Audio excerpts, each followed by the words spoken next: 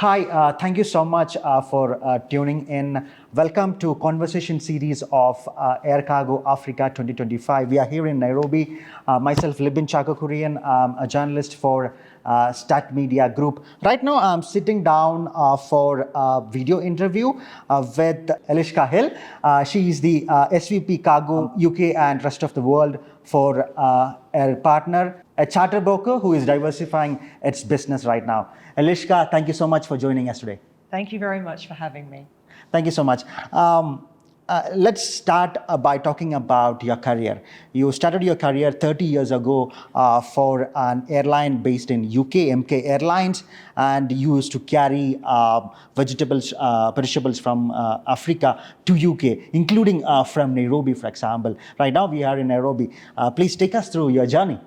Thank you very much. Yes, it's in January next year, it will be 30 years since I started working with MK Airlines. Sadly, no longer operational, but we were flying down out of the UK with a DC-8, very old aircraft, flying into West Africa and into Nigeria, often with oil and gas equipment, and then coming across to Nairobi and picking up every type of vegetable from the beans, sugar snap peas.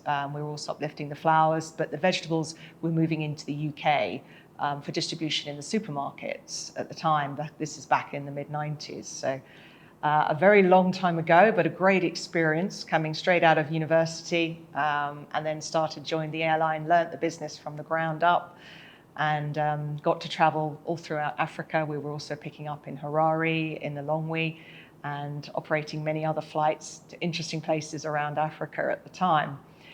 And I then moved across after 4 years with the airline. I then moved into the charter broking world, and then moved to Dubai in early 2000s, worked for charter brokers there and also for Emirates Sky Cargo for 18 years in Dubai, and then moved back to the UK 3 years ago now. So it's been a very mixed career between charter world and the airline world. I've worked for 3 different cargo airlines of various different sizes and operations in very different environments. I spent a lot of time, obviously, across the Middle East, in Iraq and Afghanistan. I was covering the whole of the Middle East region.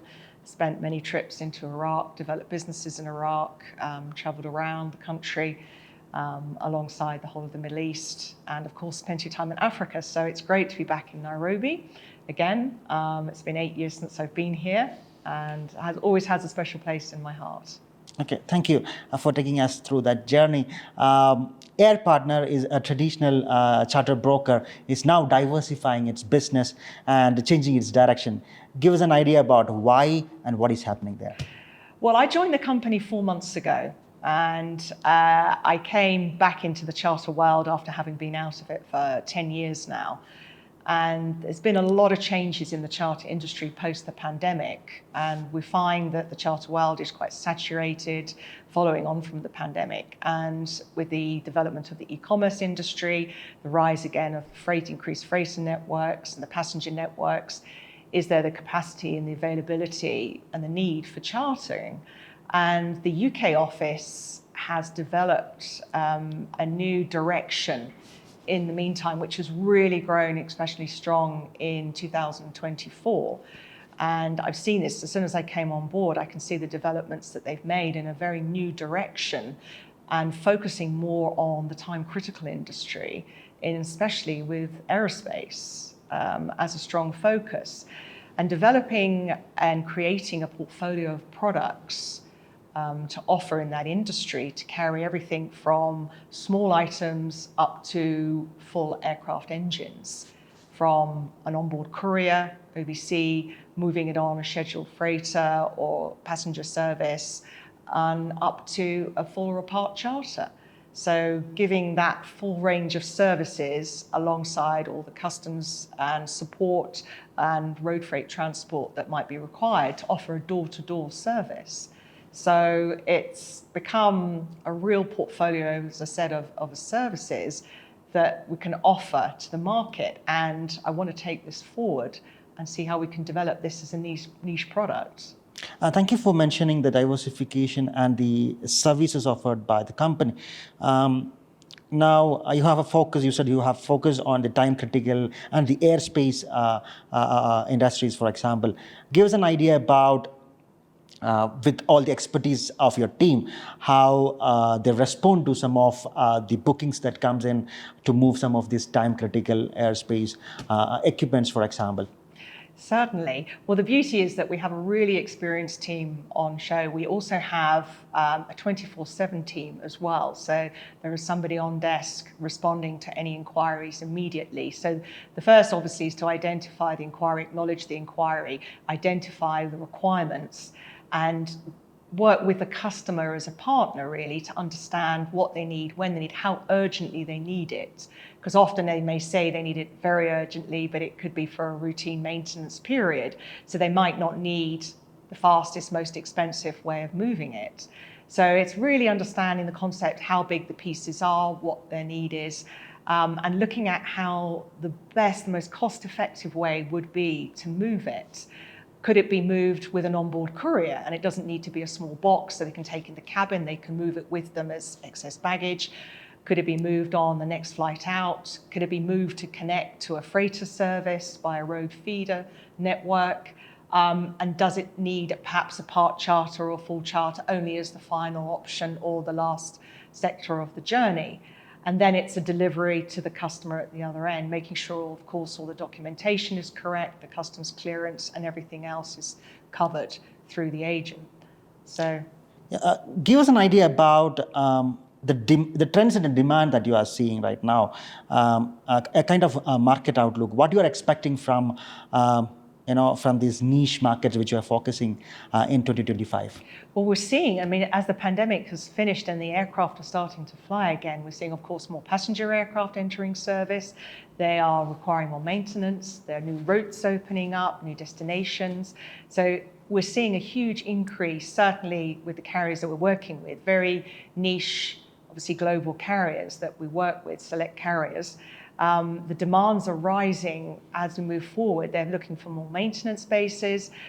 People are bringing on more freighter aircraft. But of course, there's older aircraft that have been their life extended throughout to continue, and because they need to continue using them. So they need maintaining as well. So we're seeing a huge growth in this area as the whole aerospace industry just grows further.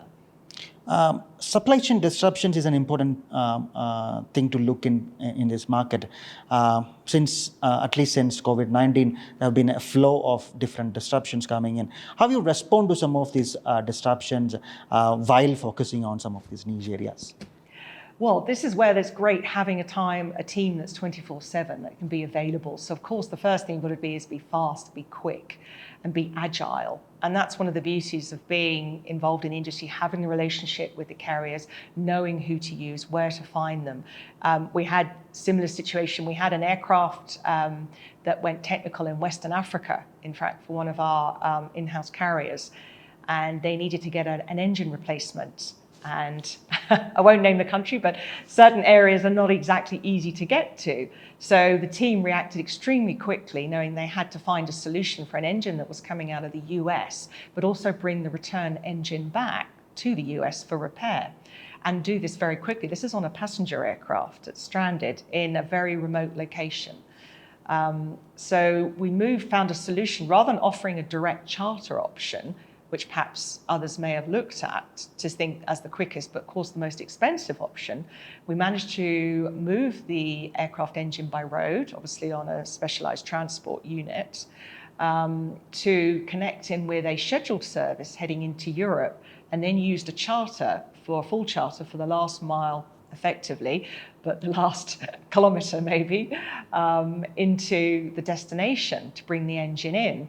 And that aircraft then stayed on ground to load the replacement engine and returned it back the same way. So it moved very cost effectively using 3 different modes of the service: road, scheduled service, and a charter.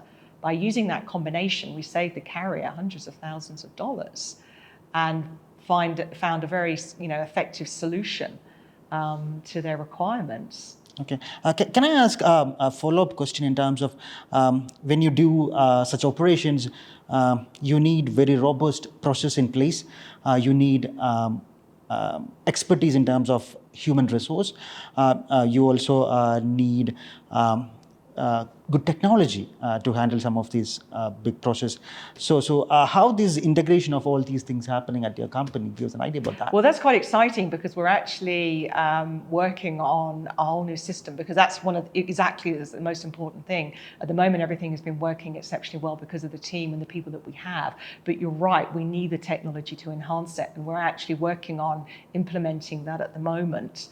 That will only make everything a lot quicker, a lot faster, a lot more efficient, a lot easier to communicate with all of our partners, all the agents and suppliers that we use throughout the time, and connect us into all the different networks much quicker. So that's something that we're very keen on and developing, because I can see there's a requirement for this if we're to grow the business, which is the focus for me coming on board, and how we can expand the model that we have in the UK into other regions.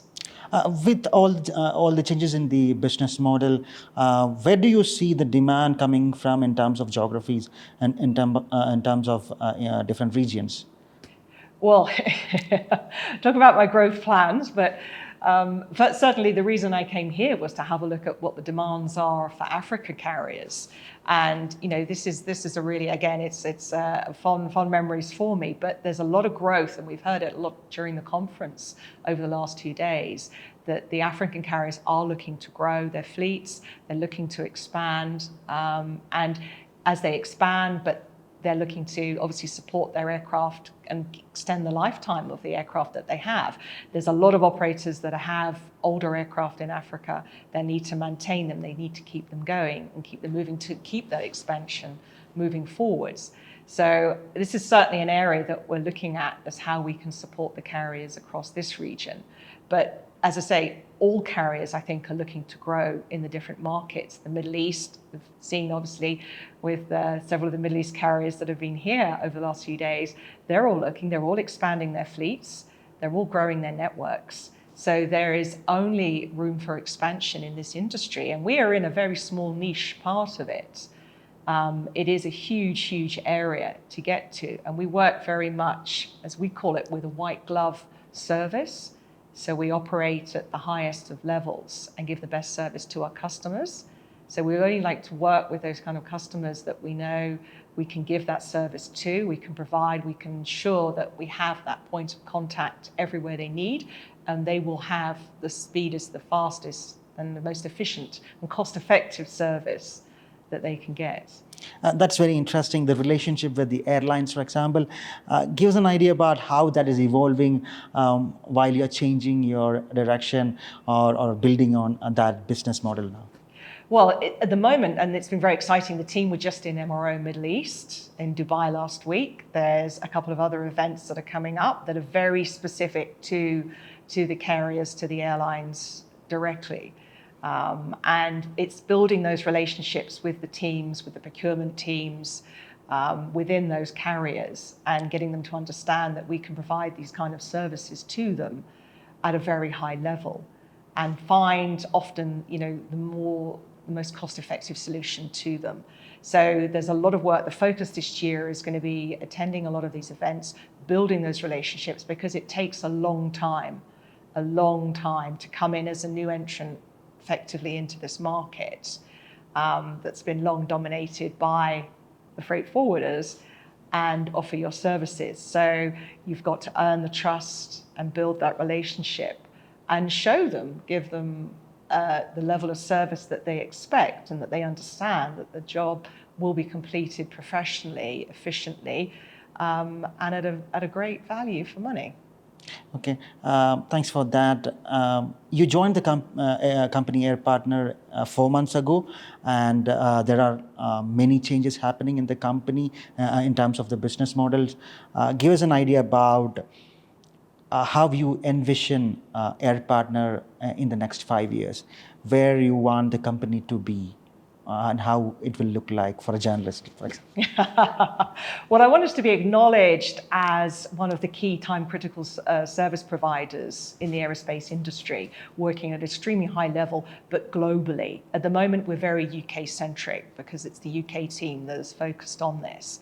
But there's no reason why we can't grow this business and focus and have dedicated teams covering regions and having those relationships with the local carriers in their area and building that strength, that trust and partnership, because that's the crux of the whole relationship. As you're working as a partner, we don't want to be just a supplier to them. We'll be a partner in their requirements, that they can just call on us and feel confident that that part will be there when we say it's going to be there, and it's going to cost what we've told them it's going to cost.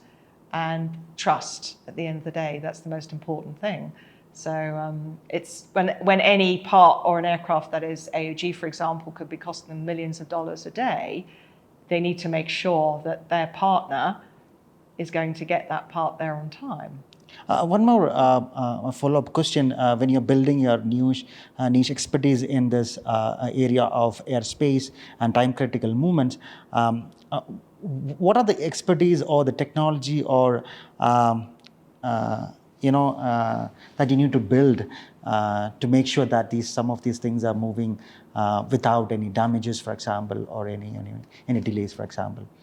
I think it's having the right team at place that's dealing with the inquiry to start with and getting the information and having the knowledge of how they move it. But it's for the partners that we use, the suppliers. So it can be everything from the specific agents handling them. It can be, if it's an engine move, it can be the road freight company that are they using air ride suspension trucks? How are they loading the engine? How are they handling it? And it's making sure that we have all the right partners in our supply chain and the touch points and the contacts and the information, that everybody that we work with is working at the same level and the same high standards that we offer to our customer at the end of the day. And that's the biggest challenge if you're looking to grow the business globally, because you need to make sure that your partners are vetted, are trusted, and will offer, the overall service in the same level. And that's critical, really. And there's no rush to grow that, because I'd rather find the right partners before we offer the services to our customers to do that. Eliska, thank you so much for joining us today. Thank you very much. It's been a pleasure.